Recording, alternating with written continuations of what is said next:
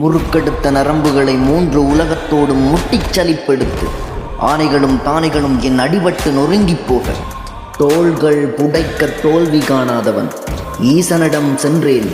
அவர் இருப்பை உணர்த்த கைகள் கடுக்க கைலாயம் எடுத்து ஈசனோடு நடந்தேன் காவடியாக.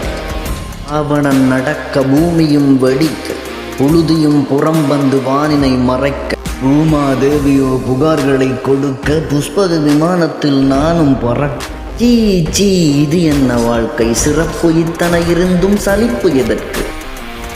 10 தலைகளின் பாரமும் 20 கைகள் பூணும் ஆரமும் இத்தனையும் சுமையென்று இழக்க நினைத்தேன். தருணம் வந்தது தங்கையின் வழியாக, மரணம் வந்தது மங்கையின் வழியாக. சீதையனும் சீரெடுத்து எனச் சீவ ஒரு கத்தியை சினத்தோடு தீட்டி வந்தேன். மரணமும் எனக் கண்டு அஞ்சுகிறான் என்று நானே மாயவனை வரவும் அழைத்தேன். ராவணனுடையது வீர மரணம் மட்டுமல்ல, விருப்ப மரணம் கூட.